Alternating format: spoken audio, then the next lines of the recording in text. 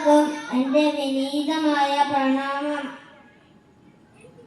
ഒന്നായ മാമതിയിൽ നിന്നായിരം ത്രിപുടി വന്നാശുതൻ മതിമറന്ന് അന്നാദിയിൽ പ്രിയ ഉയർന്നാടലാങ്കടലിലൊന്നായി വീണു വലയും എന്നാശയം ഗതി വെറും നാദഭൂമിയിൽ അമർന്നാവിരാഹ പടരും ചെന്നാഫിൽ ത്രിപുടി എന്നാണറുമ്പടി കലർന്നാറിടുന്നു ജനനി. ഞാനിപ്പോൾ ഇവിടെ ചൊല്ലിയ കൃതി എല്ലാവർക്കും അറിവുള്ളതാണ്. വിശ്വഗുരുവായ ശ്രീനാരായണ ഗുരുദേവൻ എഴുതിയ ജനനി നവരക്തമഞ്ജരി എന്ന കൃതിയാണ്.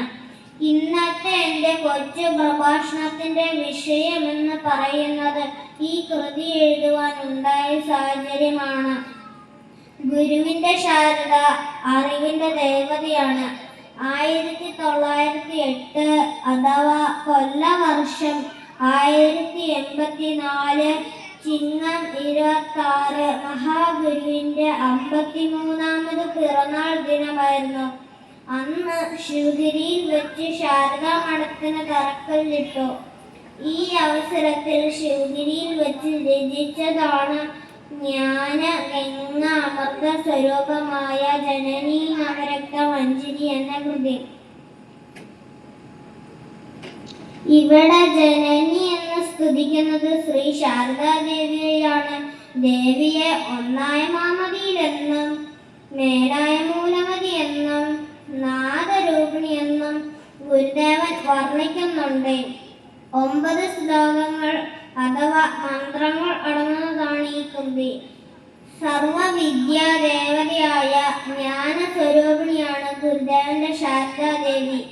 1912 മെയ് മാസത്തിൽ ചിത്ര പൗർണമി നാളിൽ ശിവഗിരിയിൽ ശാരദാ പ്രതിഷ്ഠ നടന്നു.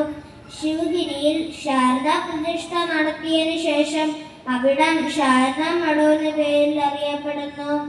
അഷ്ടകോണാകൃതിയിലാണ് ശാരദാ മഠം നിർമ്മിച്ചിരിക്കുന്നത്. ശ്രീകോവിലിനുള്ളിൽ വിടർന്ന താമരയിലാണ് ദേവി ഇരിക്കുന്നത്. ദേവിക്ക് 4 കൈകളാണുള്ളത്. അതിനുള്ളിൽ ഗ്രന്ഥം, കലശം, ശുകം, ചിന്മുദ്ര ഇവ 4 ഗുരുദേവന്റെ ഒരു സങ്കല്പം മാത്രമാണ്. ഗ്രന്ഥം എന്ന് പറയുന്നത് വിദ്യയുടെ ഇരിപ്പിടമാണ്. കലശം എന്ന് പറയുന്നത് സർവ ഐശ്വര്യത്തിന്റെയും സമൃദ്ധിയുടെയും സർവമംഗളത്തെയും പ്രദാനം ചെയ്യുന്നതാണ് കലശം. ശുകം അഥവാ പക്ഷി എന്നത് സർവ അഭീഷ്ടങ്ങളുടെയും പരിവർത്തനങ്ങളുടെയും പ്രതീകമാണ്. ചിന്മുദ്രയാകട്ടെ മോക്ഷത്തിലേക്കുള്ള മാർഗം കാട്ടിത്തരുന്നു.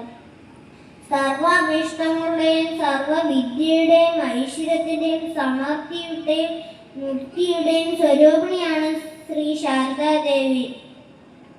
ഇവിടെ എല്ലാ ക്ഷേത്രത്തിലേതുപോലെ നിവേദ്യങ്ങളോ എഴുന്നള്ളത്തോ ഉത്സവമോ ഇല്ല. ഭക്തർക്ക് ഏകാഗ്രമായിരുന്ന പ്രാർത്ഥനകളും കൃതികളും ആലപിക്കാം. ഭാരതത്തിലെ ക്ഷേത്ര ചരിത്രത്താൽ ശാരദാ മഠം പുതിയൊരു ക്ഷേത്ര സങ്കല്പത്തിന്റെയും ശാരദാ പ്രതിഷ്ഠ പുതിയൊരു ദേവതാ സങ്കല്പത്തിന്റെയും മാതൃഭാവമായി നിലകൊള്ളുന്നു. ശിവഗിരിയിൽ ശാരദാ പ്രതിഷ്ഠ വളരെ ഭംഗിയായി വലിയ ജനാസഞ്ചയത്താലാണ് നടന്നത്. അച്യുതാനന്ദ സ്വാമികൾക്ക് സന്യാസ ദീക്ഷ നൽകിയതും ബോധാനന്ദ സ്വാമികൾ ഗുരുവിന്റെ ശിഷ്യനായതും ഈ സന്ദർഭത്തിലായിരുന്നു. ഇത്രയും സമയം എൻ്റെ വാക്കുകൾ കേട്ടിരുന്ന എല്ലാവർക്കും നന്ദി പറഞ്ഞുകൊണ്ട് ഗുരുദേവന്റെ ഒരു കീർത്തനത്തോടു കൂടി എൻ്റെ വാക്കുകൾ നിർത്തുന്നു. അരുളുക ദേവാ ഗുരുദേവാ ശ്രീനാരായണ ഗുരുദേവാ, അരുളുക നിന്റെ അനുഗ്രഹ വർഷം എന്നീ വീടിന് ഗുരുദേവാ.